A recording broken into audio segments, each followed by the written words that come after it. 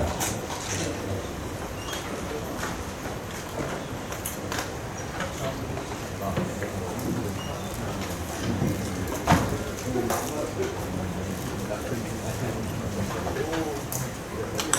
세션 1 시작하겠습니다. 업데이트 센터 크로스 조인트 인펙션.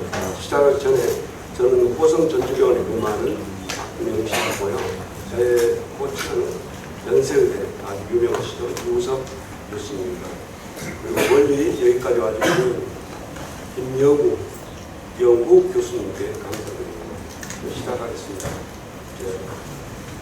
퍼스트 넘버 1 다이아그노시스 업데이트에 대해서 서울대 이선영 교수님께서 발표해 주시겠습니다.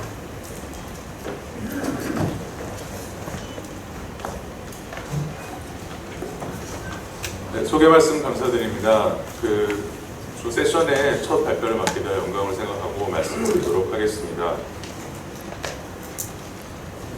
맨 마지막에도 한 번 더 보여드릴 테이크홈 메시지인데요. 강의 순서는 다음과 같습니다. 먼저 진단에 있어서 패러다임이 어떤 식으로 바뀌었나 먼저 말씀을 드리고, 다양한 바이오마커들에 대해 좀 말씀을 드린 다음에 이미징 모달리티와 그리고 컨트롤 테크닉을 마지막으로 마무리 지으려고 합니다. 먼저 패러다임 시프트에 대해 말씀드리겠습니다. 다들 가장 많이 쓰는 가이드라인은 다음 두 개일 것입니다. 제일 처음에 2011년도에 머스크로스켈레탈 인베이전 소사이티에서 발표한 가이드라인을 이어서 인터내셔널 컨센서스 미팅에서 발표한 가이드라인이 2018년도에 제정이 된 것을 아마 가장 많이 사용하실 것이고요. 최근에 2021년도에 유러피안 본 앤 조인트 인펙션 소사이티에서 발표된 가이드라인이 그 뒤를 잇고 있습니다. 이 가이드라인에 따라 이어지는 패러다임이 약간 변화가 있었는데요. 먼저 2018년도에 발표된 ICM 데피니션에 따르면 다음과 같은 컬처, 사이너스 트랙, 디다이머, CRP 등등의 여러 가지 인자들에 대한 점수를 내어서 메이저와 마이너 크라이테리아 조합을 해서 스코어 베이스드 시스템으로 감염이냐 아니냐를 판단을 하고 있었습니다. 반면에 2021년도에 제정된 EBJS 데피니션에 따르면 다음과 같은 여러 가지 인자를 활용한 것은 같지만 가장 큰 변화는 가운데 쪽에 인펙션 라이클리라는 세션이 되게 중점적으로 다뤄지고 있습니다. 이는 이제 감염을 예스냐 노냐 이렇게 이분법적으로 하는 것이 아니라 중간에 약간 그레이존을 좀 남겨놨다는 데 큰 의의가 있는데요. 물론 이제 2018년 가이드라인에서도 인컨클루시브한 점수가 있었지만 2021년도에는 좀 더 확정적으로 그레이존을 좀 더 중점적으로 다루고 있다는 데 의의가 있습니다. 따라서 진단의 패러다임이 단순히 이 환자가 감염이냐 아니냐를 컷오프로 결정하기보다는 좀 더 이제 스펙트럼하게 나눠서 이 환자가 좀 더 감염일 가능성이 있다 아니면 감염이 아니다 약간 애매하다 정도로 뭔가 여러 가지 검사를 통해서 확률적인 이밸류에이션을 하도록 좀 더 검사 방법이 바뀌고 있는 것 같습니다. 그래서 실제로 2021년도에 저희가 가장 많이 실질적으로 사용하는 시노비알 WBC와 폴리모퍼스 누클레우스 퍼센트를 봤을 때 21년도 가이드라인에서 일정 컷오프를 주고 이 이상이면 감염이다, 이하면 아니다가 아니라 두 가지 기준을 둬서 이 이하면 감염이 아닐 것 같다, 이 이상이면 감염이 확정이다, 그 중간에 감염일 수도 있는 지역을 이렇게 따로 둔 것을 확인하실 수가 있습니다. 비슷한 예로 EBJS와 MSIS의 공동학술지인 저널 오브 본 앤 조인트 인펙션의 가장 최근 메타 연구를 보면 컷오프를 두 가지를 제시하고 있습니다. 그래서 하나는 이 이상이 되면은 감염을 룰 인할 수 있는 컷오프, 그리고 이 이하가 되면 룰 아웃 할 수 있는 컷오프, 두 가지를 주어서 요즘에 최근 경향은 이렇게 특정 컷오프를 하나만 두기보다 두 개씩을 둬서 감염 확정, 감염 아님, 그리고 중간에 그레이 에리아를 이렇게 세 가지 정도로 존을 나눠서 평가하는 방법이 주를 이루고 있는 것 같습니다. 감염을 진단하는 게 이렇게 어렵기 때문에 굉장히 다양하게 여러 마커들이 발달하고 또 부침을 겪고 있는데요. 바이오마커들을 살펴보니까 이제 지구 있는 마커들, 그리고 많이 쓰지만 우리나라에서 현실적으로 사용하기 좀 어려운 마커, 그리고 뜨고 있지만 아직 가이드라인화되지 않은 마커, 이렇게 나눌 수 있었던 것 같습니다. 지구 있는 마커들은 대표적으로 ESR과 디다이머를 들 수 있겠습니다. ESR과 디다이머 모두 공통적으로 2018년도 ICM에 들어가 있지만 21년도 가이드라인에 빠졌다는 특성이 있는데요. ESR의 경우 다들 아시다시피 스페시피시티가 좀 낮습니다. 감염 외에도 다른 환경에서도 올라갈 수가 있고 반응이 좀 느리기 때문에 최근에는 많이 쓰지 않고 있습니다. 디다이머 역시 2018년도에 도입이 되었지만 2021년도 가이드라인에 빠지게 되었는데요. CRP에 비해서 센시티비티가 좀 떨어진다는 연구 결과가 많고 역시나 그 특이도 역시 여러 가지 변수들이 많아서 적합하지 않은 지표로 돼 있어서 최근에 점점 사용이 줄고 있습니다. 디다이머가 2018년도에 가이드라인에 도입이 되면서 비슷하게 코아귤레이션과 관련된 바이오마커들의 연구가 그 뒤를 이어 많이 나타났었는데요. 예를 들어서 시노비알 디다이머, 시럽 말고 시노비움에 있는 디다이머라든지 아니면 파이브놀겐 또는 파이브놀겐 디그레이션 프로덕트 등이 많이 연구가 되었는데 그 진단적 능력에 있어서는 약간 컨트롤버셜하고 점점 더 언급도 점점 줄어들고 있습니다. 또한 유코사이드 에스트레이즈도 2018년도에는 가이드라인에 들어갔는데 2021년도에는 빠지게 되었고 최근에 연구 결과라든지 사용은 점점 줄어들고 있습니다. 류코사이드 에스트레이즈는 다들 아시다시피 이런 뉴트로필의 활성도를 나타내는 효소의 활성도를 나타내는 인자인데요. 기본적으로는 소변 검사에서 UTI를 감별할 때 소변의 WBC가 인니 염려를 보기 위해서 딥스틱으로 간단하게 보는 검사였습니다. 같은 라벨을 말하자면 오프 라벨 유즈로 조인트 플루이드를 사용하게 되었을 때 그림과 같이 색 변화를 봐서 이제 양성 정도를 파악하게 되는 것인데요. PGI 같은 경우는 2 포지티브 이상일 때 의미가 있다고 되어 있었는데 보시다시피 민감도와 특이도가 그다지 높지 않고 그리고 조인트 플루이드 아스피레이션 했을 때 혈액이 섞여 있는지 여부와 점도 여부에 따라서 결과가 많이 차이가 나며 그리고 보시다시피 색깔의 변화 정도에 따라서 포지티브와 2 포지티브를 정하는데 2 포지티브 이상이 의미가 있는 것인데 어느 정도로 2 포지티브 할 것인가에 대해서 주관이 많이 개입하기 때문에 최근에는 많이 사용하지 않고 있습니다. 다음은 많이 사용하지만 우리나라에서 좀 사용이 어려운 개인적으로 좀 안타까운 바이오마커입니다. 알파 디펜신인데요.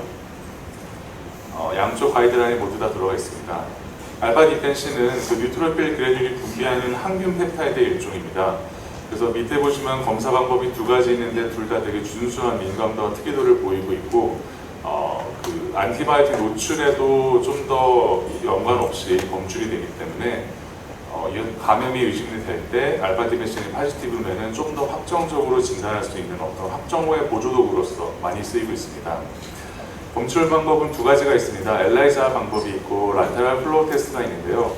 엘라이자 방법 같은 경우는 항원항체 반응을 이용해서 정량적인 분석을 할 수 있습니다. 그래서 시간은 한 수시간 정도로 조금 더 걸리지만 민감도와 특이도가 상당히 높고 그 정량을 확실하게 측정할 수 있다는 장점이 있습니다.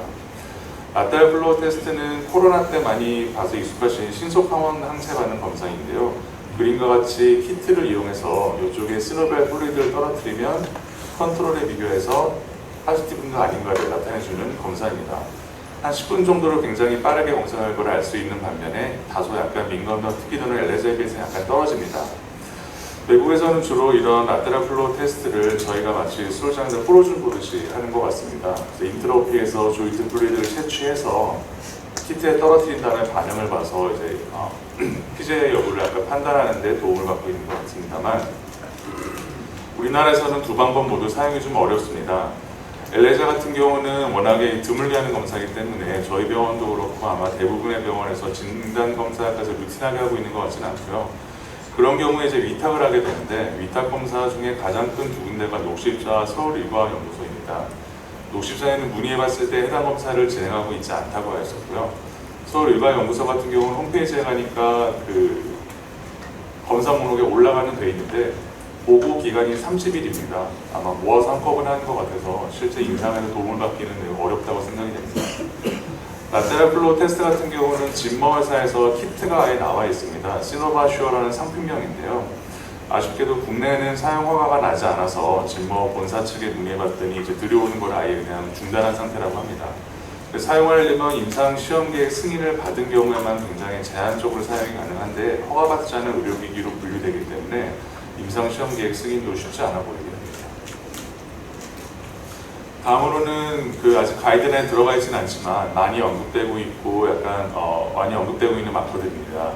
인터루킨 6와 칼프로텍틴이 대표적인데요. 인터루킨 6는 CRP보다 좀 더 반응이 빠른 인펙션 마커라고 되어 있고 연구도 많이 되고 있지만 아직은 그런 스페시피시티가 조금 낮아서 논란의 좀 여지가 있습니다. 칼프로텍틴 같은 경우는 최근에 많이 언급이 되고 있는 마커인데요. 특이도가 커서 배제 진단, 즉 이게 네거티브면 아니다라는 용도로 쓰이는데 최근 언급이 좀 많이 되고 있습니다.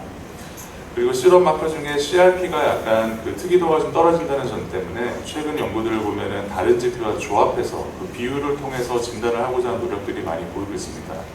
또 화면에 보이는 여러 가지 레이쇼들이 각각 이제 뭐 민감도와 특이도 높일 수 있는 방법들로 언급이 되고 있는데 아직까지는 가이드라인에 포함될 정도의 에비던스는 없는 것 같습니다. 다음으로는 이미징 모달리티에 대해 말씀드리겠습니다. 사실 PJ만큼 이미징 모달리티가 역할이 떨어지는 영역에 정형외과에 없는 것 같습니다.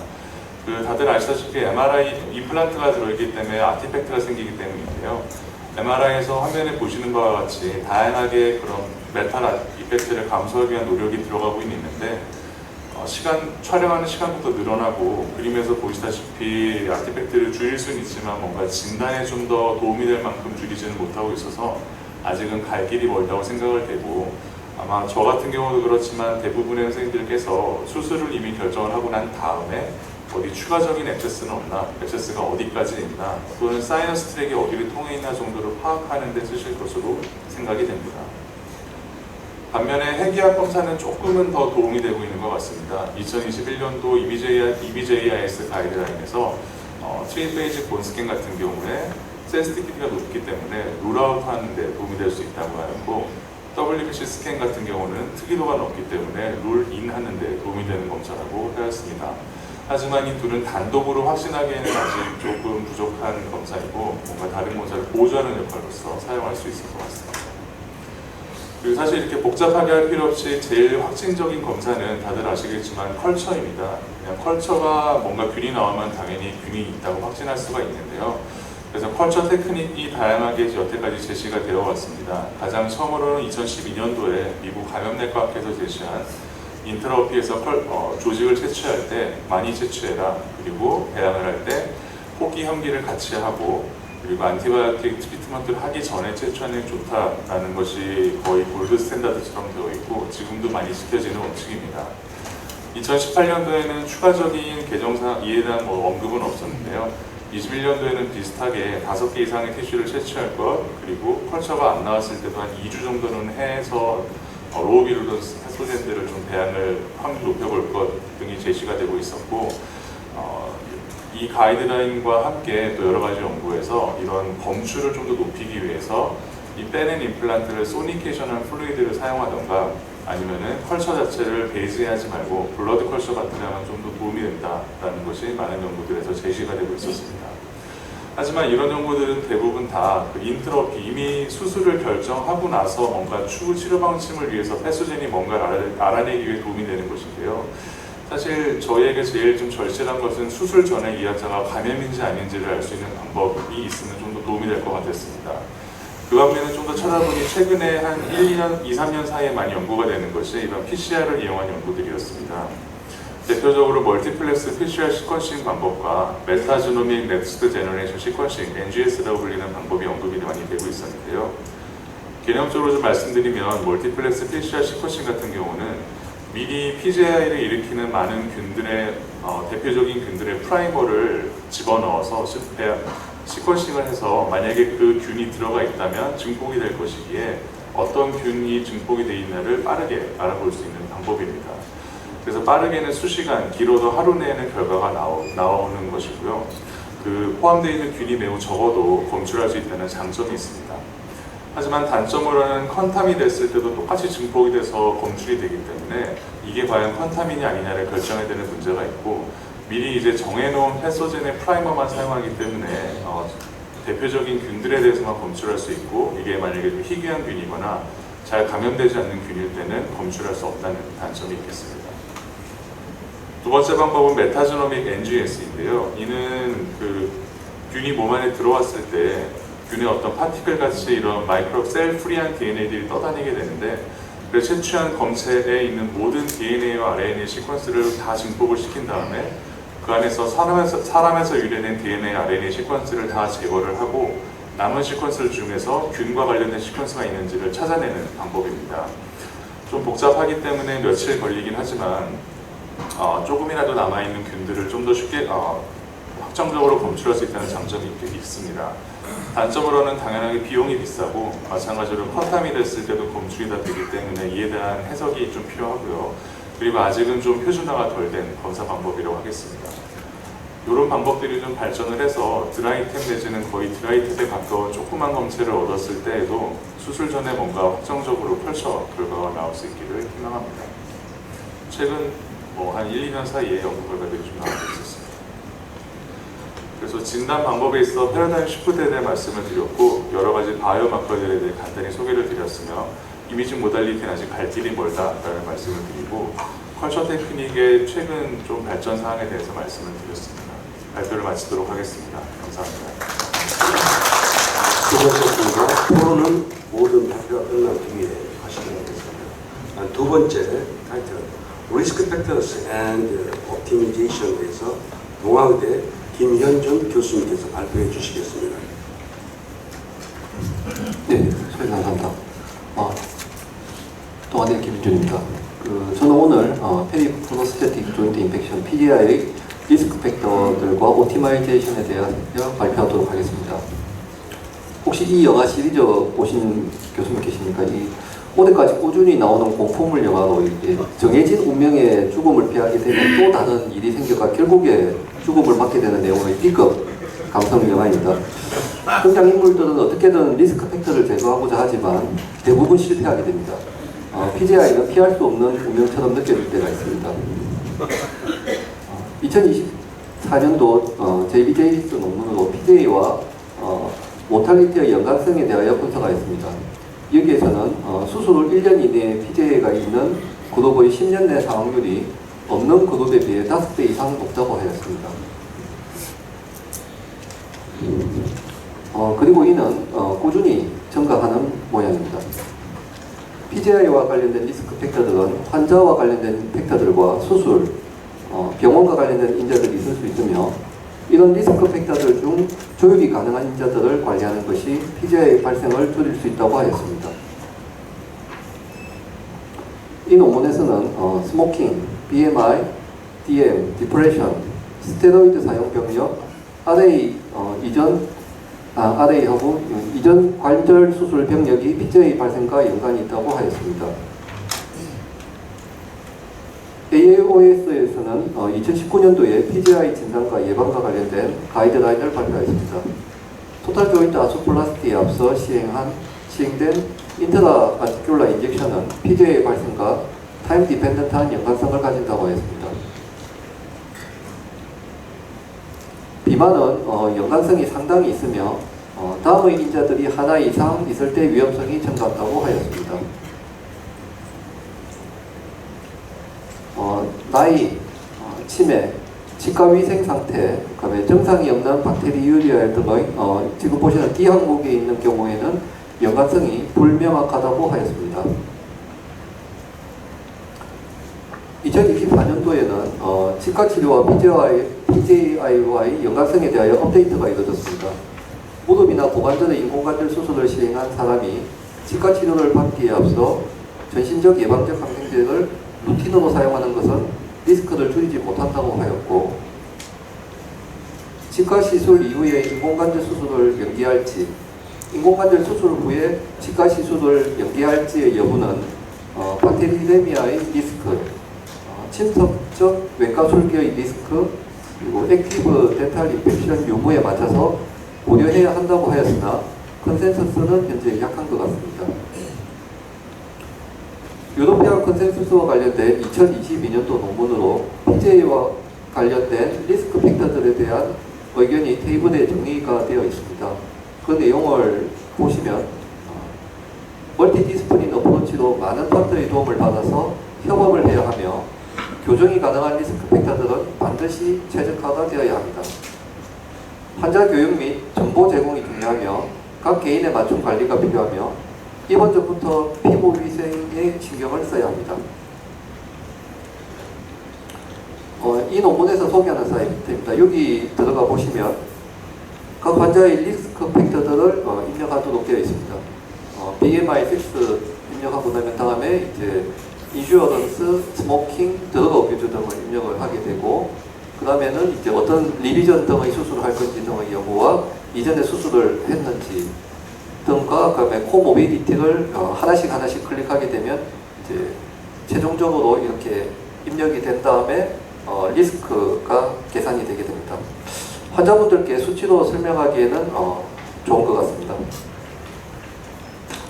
여기 리커멘데이션은 다음과 같습니다. 손 씻는 것 같은 거는 일반적인 내용하고 앞서 말씀드린 내용들이 중복이 되는 것 같습니다.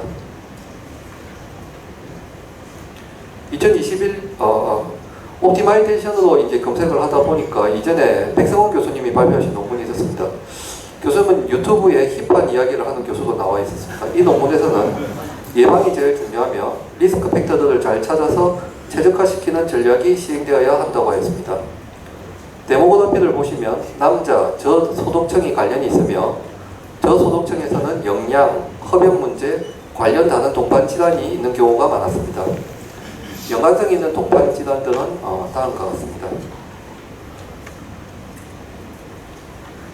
질환에 대한 데모로 카디악 디스오더가 있으면 카디올로지스트에게 알아보고 수술 전 빈혈이 있다면 평가 후 원인에 대한 교정을 해야 되고 비만은 체중 조절을 권유하고 당뇨가 있다면 혈당이 조절되기 전에는 정규 수술은 하지 않는 것으로 하였습니다. 혈관 질환이 있거나 흡연을 하는 경우라면 검연 프로그램에 등록하여 관리를 하고 영양 실조의 경우 랩을 확인 후 교정될 때까지 정규 수술을 연기합니다. 류마티스나 면역 억제 질환이 있어 스테로이드를 사용하고 있다면 가능한 범위만큼 줄이거나 끊도록 권고하였습니다. 코아귤로패시가 있는 경우 IPC 펌프를 루틴으로 사용하며 약제는 선별적으로 사용을 하게 됩니다. 말리그너시가 있는 경우 영양 상태 및 면역 기능을 평가하며 우울증이나 사이코시스가 있는 경우 질환을 초기에는 수술을 피하도록 하였습니다. 최근의 감염이나 동반 감염이 있는 경우 수술 전 적절한 항생제를 사용하여 감염 치료가 완료되어야 하나 피머네플티 환자에서의 바이폴라 수술 시에는 예외로 하였습니다. 이외에 CKD나 이전 감염 폭력, 스테로이드 인젝션이 있는 경우는 수술을 연기하도록 하였습니다. 2024년도에 NEJM에 있는 내용입니다. 테이블에 PGI 리스크 팩터들에 대해 잘 정리가 되어 있으며 크게 다음의 4가지로 분류하여 소개하였습니다. 수술 전에 교정이 가능한 인자, 수술 전 교정이 어려운 인자, 그리고 수술 중 인자, 그리고 수술 후 인자입니다. 수술 전 교정이 가능하다고 보는 인자들에는 아네미아, 인젝션 드러그 유즈, 말뉴트리션, 비만, 3개월 이내의 관절 주사, 흡연 등입니다. 수술 전에 교정이 어렵다고 보는 인자는 다음과 같습니다. 당뇨, 면역 억제 상태, 정신건강 문제와 최근의 감염력 등이 있습니다. 수술과 관련된 인자는 수혈과 수술 시간, 동시에 시행된 수술, 그리고 수술 이후의 관련 인자로는 재활센터로의 퇴원과 오랜 입원 기간, 스타필로코커스 아우루스 박테레미아, 운드 컴플리케이션 등이 있습니다. 이 논문에서도 온라인으로 여러 지표들을 입력하면 감염이나 사망 확률을 예측해 볼 수 있는 툴이 소개되어 있으니 참조 바랍니다. NEJM에서 결국 이야기하는 것은 액티브 인펙션이 있는 상황은 어떤 경우라도 수술을 연기하는 게 맞고 한 번에 여러 인공관절 수술을 하는 것은 리스크를 올리게 되고 수술 시간이 90분을 초과하게 되면 위험성이 증가한다고 하였습니다. 2023년도 저널 오브 플라스티 논문으로 제목을 보시면 3개월 이내 시행한 관절 내 스테로이드 주사는 위험성을 증가시키며 통계적으로 유의하게 높은 것으로 보고하였습니다. 따라서 3개월 이후에 수술하기를 권고하였습니다. 경구항생제 예방과 관련된 2024년도 제휴의 논문으로 경구항생제를 사용하지 않는 군과 감염 발생에 있어서 차이가 없다고 보고하였습니다. 비만과 PGI 관련 리스크 팩터들과의 15년 누적평가 논문으로 2만 명 이상의 프라이머리 토탈립 환자에서 다음의 인자들과 BMI와의 연관 리스크를 분석하였습니다. 논문에서는 결과적으로 15년 팔로업에서 BMI 3 이상의 환자들이 3배에서 9배의 증가된 PGI 감염 위험성이 있다고 하였습니다. 근데 BMI 클래스 3, 40 이상이라는 것은 제 키가 170인데 제 키를 기준으로 계산을 해보면 몸무게가 한 116kg 정도를 의미하게 됩니다. 동양인의 기준으로 생각해보면 사실 임상에서 그렇게 흔하지 않은 것 같아 너무 걱정할 필요는 없는 것 같습니다. 마지막으로 리스크 팩터 예방에 관한 논문으로 2024년도 논문입니다. 당뇨가 있는 경우에 HbA1c가 7% 이상인 경우 수술을 연기하고 혈당이 110에서 180 사이에 잘 조절되는지 계속 모니터링하고 프로토콜을 지키도록 하였습니다. 비만 환자에서 위저출혈술과 같은 베리아트릭 서저리와 의 유용성은 아직 밝혀진 바가 없으며 BMI 40 이상 시에는 수술을 연기하고 수술 전 면담과 식습관 개선, 약물 치료를 할 수 있으면 하도록 하였습니다. 비만과 반대로 생각할 수 있는 말뉴트리션, 영양실조의 경우는 랩에서 알부민, 림포사이트 카운트, 트랜스페닌 수치를 확인 후 영양사와 상의 후 보충을 해주도록 하였습니다. 구체적인 수치는 앞서 말씀드린 백성원 교수님 논문과 거의 비슷한 것 같습니다. 흡연자의 경우는 수술 전 최소 4에서 6주간의 금연을 하도록 하고 니코틴 패치가 도움이 됩니다. 스타필로코커스 아우레우스 스크리닝을 네이잘 스왑을 통해 확인할 수 있으며 하루 2번 5일간 오인트 처방을 통해 예방할 수 있습니다.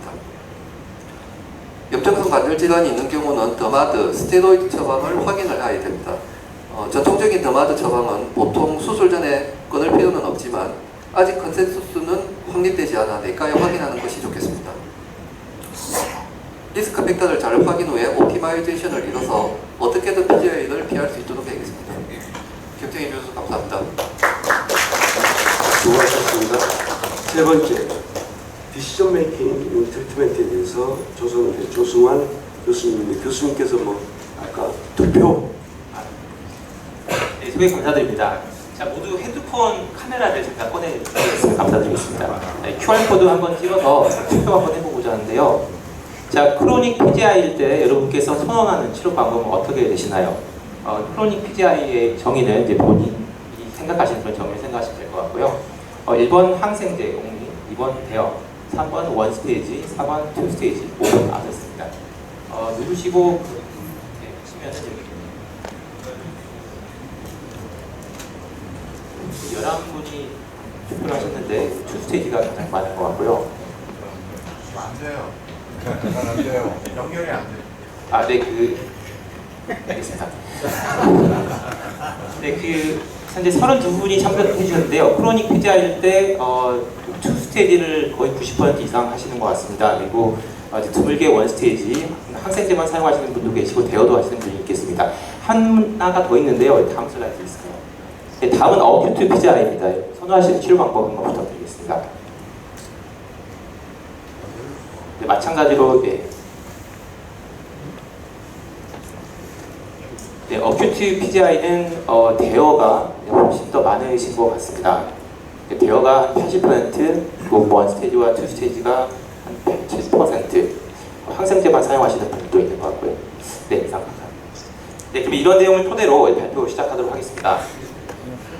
네, 저희 PGI 환자가 이렇게 왔을 때 저희의 얼티메이트 에임은 이 인펙션 프리 힙 조인트를 만드는 것일 겁니다. 하지만 실제로 이렇게 박테리아 우리 몸에 들어와서 이 프로세시스에 이렇게 바이오필름을 형성하는데 이 바이오필름은 사실 이 임플란트만 생기는 게 아니고 옆에 있는 곤이라든지 소프티시에도 다 생깁니다. 그리고 나서 이렇게 머추레이션이 되고 나면은 실제적으로 이걸 완치한다는 게 과연 가능한가에 대해서 좀 의문이 듭니다. 그래서 실제적인 우리의 리얼리스틱한 에임은 사실 인펙션 프리 힙 조인트를 만든다기보다는 이 박테리아 바이오벌든을 최소화시켜서 환자의 건강을 유지하는 거에 있지 않나 이렇게 생각이 듭니다.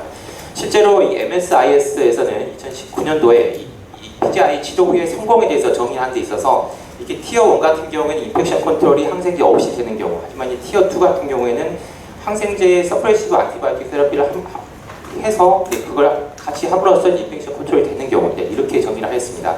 그래서 이제 티어 1을 성공으로 볼지 티어 1, 2를 다 성공으로 볼지는 서점마다 좀 차이가 있겠지만 현재는 티어 1, 2를 다 이 성공으로 보는 논문들이 점차 많아지고 있는 것 같습니다.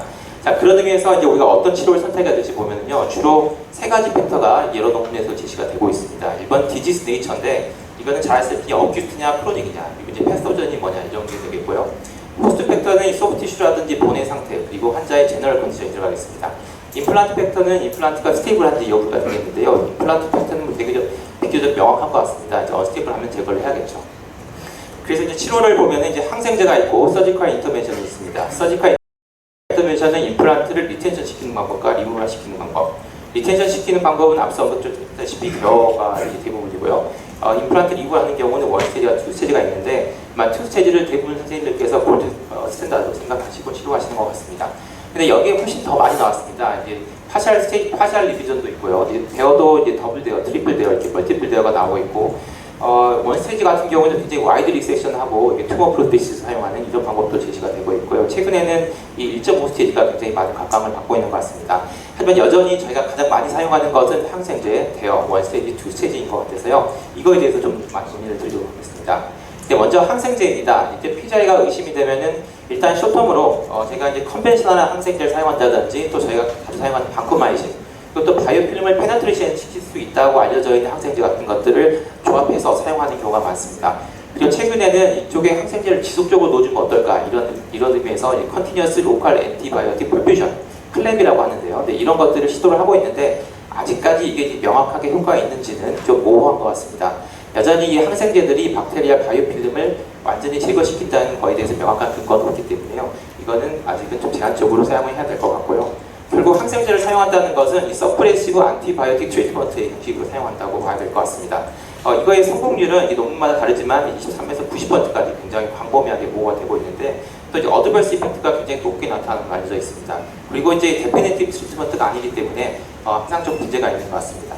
인디케이션은 어큐트 PGI일 때 대여를 했는데 이게 페일 했다든지 또 이게 대여를 하더라도 성공률이 너무 낮을 것 같다 이럴 때 시도를 해볼 수가 있겠고요. 크로닉 PGI 같은 경우에는 서지컬 리스크가 너무 높다든지 여명이 짧은 경우 또 다른 컨트라디케이션 인디케이션이 있는 경우 그리고 이제 여러 번 치료해도 결국 효과가 없는 경우에는 결국 이 서프레시브 엔티바이오틱 트리트먼트로 가볼 수가 있겠습니다.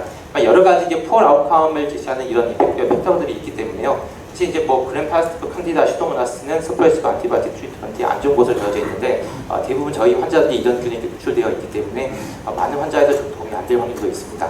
그 페이션 팩터로는 이제 LC나 CKD가 있는 경우 특히나 SAT 효과가 없는 것으로 알려져 있습니다. 하지만 이런 SAT는 단독으로 사용하기에는 효과가 크지 않고 가급적이면 수솔과 같이 사용해서 박테리아 바이오벌들을 최소화시키고 이어서 추가적으로 사용하는 것을 추천을 하고 있습니다. 네, 다음은 수술인데요. 이 수술에 있어서 아마 가장 중요한 거는 이 박테리아가 어떻게 자라나는지 여부일 겁니다. 아시다시피 박테리아 우리 몸에 들어와서 이머추어한 형태로 이 박테리아가 이제 프로테이시스에 붙고 서로 이제 어그리게이션 하기 시작합니다. 그리고 조금 지나면 이제 크로닉 상태로 넘어가거든요.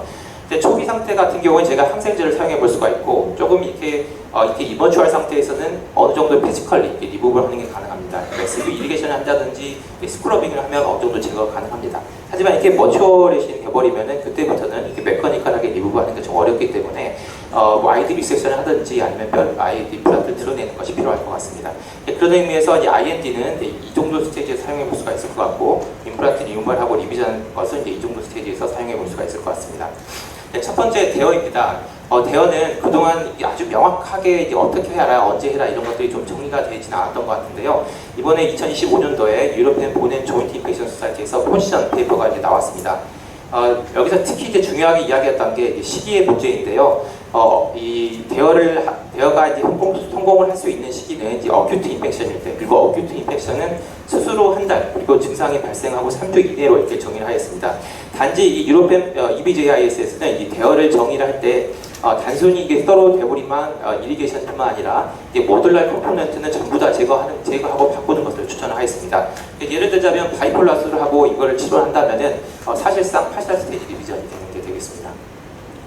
그래서 이제 방금 말씀드린 어큐트 PGI와 함께 프로테시스가 잘 픽세션이 되어 있어야 되고 서라운드 티슈가 이제 좋을 때 이럴 때 한해서 이제 대여를 하는 것을 추천하고 있습니다. 반면에 대여를 추천하지 않는 경우가 있는데요. 어찌 보면 당연한 내용이겠지만 이제 프로세스의 루스닝이 있는 경우 최초 수술부터 12주 이상 경과가 된 경우, 심텀이 3주 이상 된 경우, 그리고 사이너스 척이 있다든지 소프트 티슈가 좋지 않은 경우는 대여를 추천하지 않고 이 경우에는 이제 프로세스 리무벌을 고려해야 되겠습니다. 자, 그럼 프로세스 리무벌은 저희가 전통적으로 사용하는 게 원 스테이지와 투 스테이지가 있습니다. 너무 잘 아시겠지만 이제 원 스테이지는 한 번에 가는 게 되겠고 투 스테이지는 중간에 제가 스페이서를 한번 사용하는 그런 경우가 되겠는데요. 리인펙션 레이트는 일반적으로 원 스테이지가 좀 더 높고 반면에 이게 모탈리티 같은 경우 투 스테이지가 높은 것으로 되어 있습니다. 하지만 이 수술을 가장 많이 하고 잘하는 기관을 기준으로 보면은 이 두 개 다 성공률이 비슷한 것을 볼 수가 있습니다. 일단 원 스테이지, 투 스테이지는 여러분이 너무나 잘 아실 것 같기 때문에 이제 원 스테이지에서 간단히 말씀드리면 최근에 나왔던 시스템에 비해서 이 세틱 페일리어 레이트를 0에서 18%로 보고를 하면서 이게 아마 그 PGI의 치료에 적당한 어셉터블 폼이라고 생각이 됩니다. 단지 이걸 사용하려면은 시비얼 이미노 컴프라마이스가 있다든지 소프트 티슈라든지 보니 컴프라마이스가 없는 경우 그리고 어큐트 sepsis가 없는 경우에 한정해서 하는 것을 추천한다 이렇게 논문을 발표한 바가 있었습니다. 아직까지 이거에 대해서 명확한 지침이 있는 상황은 아니기 때문에요. 각 기관마다 어떻게 원스테이지 디비전의 인디케이션과 컨트라 인디케이션을 나눠봤는지 이렇게 좀 정리가 된 표가 있어서 가져왔는데요. 이 중에서 저희한테 좀 익숙한 거는 2018년 ICM에서 나왔던 그런 가이드라인일 것 같습니다. 이거인데요. 보시면 이제 패소전이 뭔지 알고 패소전을 치료할 수 있는 항생제가 있고 소프티슈라든지 메시우 포누스가 없을 때에 한정해서 사용하는 것을 추천하고 있고 반면에 이뮤노 컴프라마이즈 호스트라든지 액티브 인펙션 일본 레티칼 데브리만트라든지 항생제를 사용할 수 없는 경우에서는 추천하지 않고 있습니다. 자, 여기서 항상 이제 이뮤노 컴프라마이즈 페이션트라는 게 나오는데요. 사실 이건 굉장히 주관적인 이거는 굉장히 주관적인 내용입니다.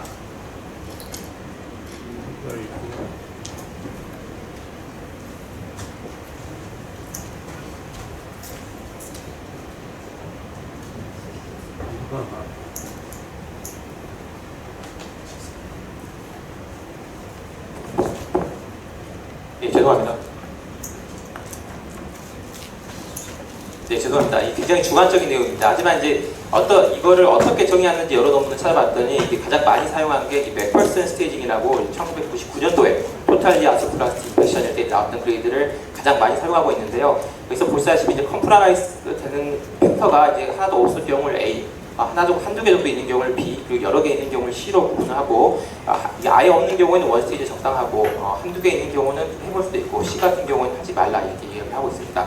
그리고 이 컴프라마이즈 팩터는 이게 나이부터 어떤 약을 사용한 어떤 헤비치 있는지 또 어떤 질환이 있는지 이런 것들이 여러 개 포함되어 있기 때문에 한번 이런 부분을 살펴보시면 좋을 것 같습니다. 그리고 이제 소프트 티슈에 관련된 것도 아직 현재 이제 명확하게 이거에 대해서 어떻게 정의하라는 게 없는데요. 여기서도 마찬가지로 이제 로컬 그레이드를 해가지고 이전에 이제 인펙션이 있었던 경우, 멀티플 인시전 히스토리가 있는 경우 이렇게 다양한 요소들이 있어서 이 요소들을 좀 살펴보고 환자들한 이런 요소가 있는지 살펴보고 치료 방향을 설정해 보면 좋을 것 같습니다. 그리고 한 가지 간단히 말씀드릴 게 있는데요.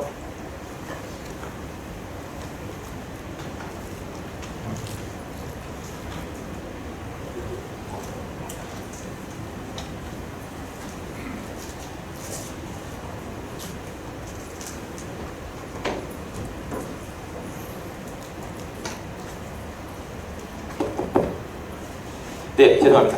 한 가지 더 말씀드릴게요. 아까 그 원 스테이지 디비전을 굉장히 잘하는 병원에서는 굉장히 수술 결과가 좋다는 내용을 발표드린 바가 있습니다. 이 엔토클리닉이라는 독일에 있는 병원이 현재 그 모든 피자의 85% 정도를 원 스테이지로 하고 있고 결과가 굉장히 좋은 것으로 발표를 하고 있는데요. 이쪽의 인디케이션은 굉장히 넓습니다. 패소전이 뭔지 알고 패소전에 대한 항생제만 있으면은 그냥 원 스테이지를 해도 된다 이렇게 이야기를 하고 있습니다. 그래서 여기에 좀 결과를 보면요, 이제 수술 전에 여기 내용을 보면은 수술 전에 이제 어떤 방식으로든 이제 이균 검체를 채취를 하고요. 여기서 이제 항생제 내성 약제를 찾은 다음에 수술은 굉장히 광범위한 리섹션을 시행을 합니다. 그래서 굉장히 와이드 리섹션을 시행하고 이제 필요하다면 이제 투머 프로세스 같은 걸 사용해가지고 수술을 하는데 여기서 발표를 하기에는 이제 아까 말씀드린 대로 거의 90% 이상의 성공률을 보고하고 있고 리피티드 원 스테이지 같은 경우도 81% 그리고 특히 어큐트 페이스 했을 때는 굉장히 결과가 좋다 이렇게 보고를 했습니다. 네, 투 스테이지는 잘 아시기 때문에 넘어갔고요. 간단히 1.5 스테이지만 간단히 말씀드리겠습니다. 1.5 스테이지는 저희가 이제 투 스테이지 넘어가기 전에 이 스페이서를 영구적으로 사용하는 그런 게 되겠는데요. 이제 코스트 이펙티브하고 인펙션 프리 서바이벌이 굉장히 높은 것으로 알려져 있습니다. 최근 보고에서는 투 스테이지보다 오히려 더 결과가 좋은 것으로 알려져 있고요. 인디케이션 같은 경우에는 보는 환자에 적용을 해볼 수가 있겠고 본이나 소프트 티슈가 안 좋은 경우 환자의 상태가 안 좋은 경우에 한정해서 좀 1.5 스테이지를 자제하라고 이렇게 표현이 되고 있습니다. 그래서 이제 정리하도록 하겠습니다. 이제 피제가 있으면은 일단은 이 크로니시티가 중요한 것 같습니다. 수술 때부터 4주 이내 또는 심텀이 발생한 것은 3주 이내 이걸 어큐트로 보고 이때는 대어라든지 원스테이지 디비전 같은 고려해 볼 수가 있겠고요. 수술을 3개월이 지났다면 이제 크로닉으로 보고 프로시스 리무버를 고려를 해야 될 것 같습니다. 페이셜 팩터로는 소프티슈와 본의 컴프라마이스가 있는지, 이뮤 컴프라마이스 상태인지, 또 모르게 패소전이 뭔지 아이덴티파이가 됐는지 여부를 보고 이런 것들에 대해서 조금 유리하다면 원 스테이지를 고려할 수가 있고, 나머지는 투 스테이지를 해야겠지만 최근 결과에 따라서 1.5 스테이지도 한번 고려해볼 만할 것 같습니다. 그리고 이제 환자 상태가 너무 안 좋다면 안티바이오틱 서프레션 트리트먼트도 시행해 볼 수가 있겠고요. 임플란트는 언스테이블 한다면 제거하고 스테이블 한다면 크로니시티에 따라서 이제 리워런티 여부를 결정하시면 되겠습니다. 감사합니다. 수고하셨습니다. 토론을 이호석 교수님께서 해주시겠습니다. 예, 발표 감사합니다. 이 시간을 아끼기 위해서 연자들은 저 포디움 쪽으로 다 나와주시고요. 지금 내용이 PGI에 대한 내용이라서 연재에 관계없이 다 질문 받겠습니다. 질문 기다리는 동안에 김영훈 교수님. 첫째 이제 우리 선생님 이찬영 교수님. 네. 지금 우리가 실질적으로 클리니컬 프랙티스 하는 데서 지금 가진 나열을 해서 발표를 하고 설명을 하는데, 우리가 실질적으로 임상에서 우리가 매일 쓰는 거에 있어서는 굉장히 한계가 있잖아요. 근데 내가 한 가지 물어보시면, 내가 지금 하고 있는 거는 물론 컬처이 뭐냐는데, 한 가지가 CRP하고 시럼 아밀로이드 제네시스라는 게 있어요. 그게 어떻게 얘기하면 CRP 보강 역할을 해주는 그 검사예요. 근데 조금 한 가지 문제가 비싸죠. 근데 그 한 가지 똑같아요. 한 3시간, 6시간 올라갔다가 2, 3일 내려오는 거예요. CRP 비슷하게. 혹시 그런, 왜냐하면 이게 잡다한 걸 지금 우리가 알파티 벤신이 해봤지만은 그게 잘 우리가 실제로 쓰지를 못하더라고요, 우리나라에서. 그러니까 우리가 결국 쓰는 거 ESR, CRP, 컬처, 그 다음에 내가 하는 건 시럼 아밀로이드인데, 그 혹시 경험이 있으세요? 저도 그 시럼 아밀로이드는 처음 들어봤고 개인적인 경험은 없습니다. 그리고 말씀하신 거에 대해 동의를 하는 게, 사실 저희가 이제 실질적으로 쉽게 외래에서 환자 선별을 할 때, 스크린을 할 때 보는 거는 사실 이런 아스피레이션의 시노비얼 플루이드 아날리시스보다는 시럼, 피검사 결과이기 때문인데요. 그래서 아까 잠깐 언급했던 그 CRP나 이런 것들을 보강하기 위해서도 다른 데서도 CRP하고 헤모글로빈을 결합한 레이쇼라든지 CRP와 알부민을 같이 고려하든지 해서 CRP가 올라가는 다른 여러 가지 상황들을 좀 제거해서 연관시켜지는 연구들이 많이 진행이 되고 있고, 말씀하신 그 시럼 아밀로이드도 그런 결과에서 뭔가 두 개를 결합해서 같이 민감도와 특이도를 높이는 방법 중에 하나가 될 수 있을 것으로 생각합니다. 예, 김영 교수님하고 같은 맥락이고요. 그 프로칼시토닌이라고 있습니다. 그 인펙션 분야에서는 굉장히 유명한 클리니컬 마커인데, 이상하게 우리 정형외과에서는 그걸 언급을 하는 걸 한 번도 못 봤습니다. 상당히 그 지금 논문에서는 CRP보다 더 이게 정확하고 더 빨리 반응하는 걸로 돼 있고, 단점이라고 하는 건 이제 수가가 조금 더 CRP보다 높아서 조금 제한이 있는데, 저는 이걸 많이 활용을 해서 이걸로 단독 진단은 당연히 안 되겠죠. CRP 이상의 그 인포메이션은 충분히 얻을 수 있습니다. 코멘트로 듣겠습니다. 예. 그 두 번째 연자 김현중 교수 질문 있습니다. 그 DM 관련해서요. 결국 헤모글로빈 A1C 레벨인데, 사실 저희 수술하면서 대부분 7 이상 넘어가거든요. 아까 보니까 7 이상이면은 좀 일렉티브를 좀 고려할 때 조심해라 이렇게 돼 있는데, 그 ICL에 보면은 8, 9면은 일렉티브를 일단 조절하고 나서 하라는 그런 레커멘데이션이 있는데, 실제로 저희 나라 보면은 8, 9 그 정도 되는 환자들 부지 기수거든요. 실제로 그 피만의 프랙처는 좀 예로 하고, 그런 일렉티브 OE 환자들 포탈입할 때 그 헤모글로빈 A1C를 어느 정도로 그 타겟을 해가지고 요거까지는 그래도 환자나 보호자한테 워닝하고 하고, 아니면은 요 정도 넘어가면 요거는 이제 DM 컨트롤하고 한두 달 후에 어느 정도 좀 떨어지는 거 보고 한다, 그런 어떤 개인적인 좀 기준이 있으신지. 예, 감사합니다. 당연히 그 혈당을 사실은 제일 중요하게 생각은 하는데, 아까 앞서 발표한 논문에서도 DM을 컨트롤이 가능한 인자라고 본 논문도 있는가 하면 이게 사실은 조절이 안 된다고 본 논문도 있어가지고 그게 들어볼 수 있는 것 같습니다. 근데 일단 기본적으로 HbA1c가 만약에 높으면 그 다음에 이제 또 팔로업을 해가지고 그 추이를 좀 보고 그 좀 떨어지는 추이라면은 이제 아까 제 발표에서는 7%라고 얘기를 했지만 그게 아니라도 일단 수술을 저는 하고 있습니다. 사실 7.2만 넘으면 복잡 수가로 되기 때문에 수술할 때 뭐 저거는 도움이 되는데요. 그래서 저는 그래서 개인적으로 그런 경우에 요즘에 자꾸 항생제 조금 주는데 그런 경우에는 좀 그 감염내과하고 좀 협의를 해서 포스오피로 아이반티를 3일이나 아니면 조금 더 쓰기도 합니다. 그래서 인펙션 걱정되고. 네, 손준의 마지막 질문이요. 저 김현준 교수, 디프레션하고 인펙션하고 왜 디프레션이 리스크 팩터인지. 잘 못 듣습니다. 죄송합니다. 아까 보니까 디프레션이 인펙션 리스크 팩터라고 나열되어 있는데 딴 건 이해가 되는데 디프레션이 왜 리스크 팩터인지 뭔가 이유가 있는지. 그 결국에 사이코시스하고 같이 이렇게 봐야 되는데 이제 그런 분들에 있어서 이제 대부분이 그 코모비디티가 동반되는 경우들이 많고 이제 협조가 안 되고 그런 것으로 저는 이해를 했습니다. 그 다음에 이제 사이코시스가 있는 경우에는 이제 결국에 문제가 되는 것이 이제 뉴트리션에 또 이게 같이 연계가 돼가지고 문제가 있는 경우로 논문에 나와 있었습니다.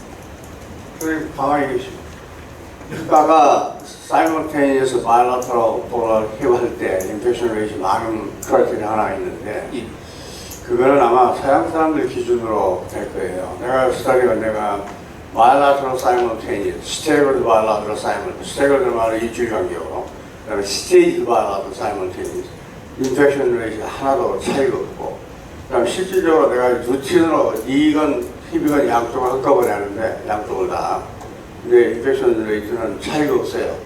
그러니까 그 문제를 하나 참고로 코멘트할게요. 감사합니다. 조성환 쌤, 고맙고요. 내가 잘 몰라서 그렇습니다. 1.5 스테이지하고 세컨드 스테이지하고 차이점이 뭐예요? 네, 그 닦고 하려면 그러면. 네, 2.5 스테이지는 스페이서를 계속 유지하는 개념입니다. 세컨드 스테이지. 그 세컨드 스테이지를 안 하고 그냥 첫 번째 스테이지에서 스페이서를 놓고 그냥 그걸 계속 유지하는 개념이라고 보시면 되겠습니다. 연구에 의해서 그렇게 놔두는 거예요? 네, 근데 이제 그게 실패를 하면은 이제 2 스테이지가 됩니다. 저 세 분의 연자 너무 감사드리고요. 박수를 드리면서 끝내겠습니다. 감사합니다.